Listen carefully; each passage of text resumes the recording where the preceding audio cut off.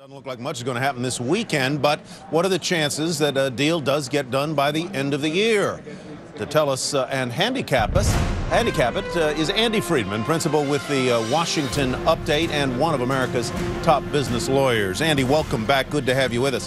Thank you, Tyler. In my reading this morning, there were some indications that perhaps what may happen is that the House will take up the already passed Senate bill that puts in place extends those lower tax rates for the sub 250,000 income cohort, and also boosts investment taxes to 20% plus the surcharge on dividends. Is that now a leading possibility or something less than that?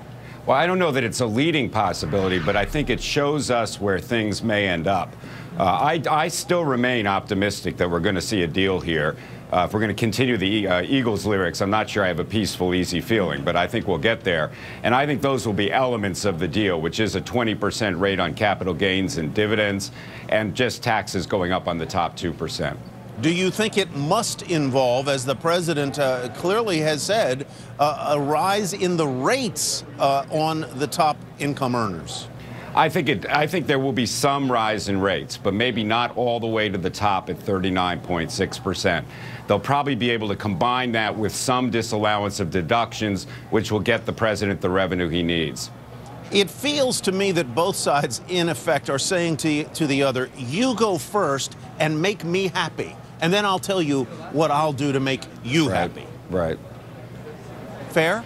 Yes, I think that is fair, but you have to remember, we feel like the cliff is coming at us fast, but we still have a number of days, and I think this is the normal ebb and flow of Washington negotiations.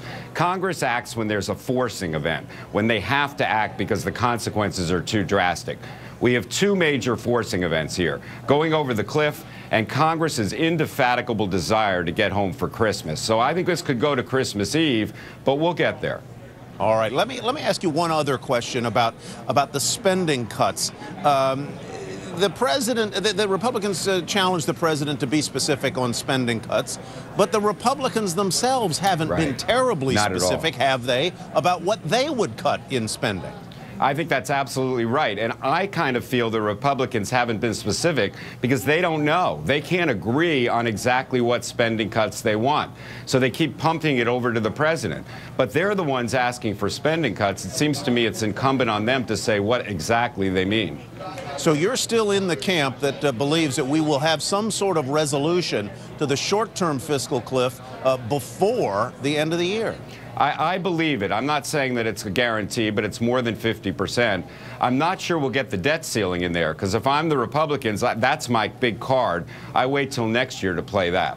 Yeah, I can't. I can't imagine that the Republicans would go along with the idea of giving the White House really a carte blanche to raise the debt ceiling. Mr. Boehner yesterday, and I thought rightly, said, "Well, do you think back in the day when George W. Bush was president, if he had made a similar request of Congress, that Harry Reid and Ms. Pelosi would have gone along with it?" And I really got to think that they never would have. I agree. Now, there is an interim position. You don't have to give him that power, but you could agree to raise the debt ceiling now to get us through the next hurdle. I don't even think they'll do that. All right, Andy Friedman, thank you very much. We appreciate you being with us. And thank you for bringing me in. May your prediction come true, and may we get some sort of resolution. Thank you. Sue? Take care, Tyler. Indeed, I'll second that.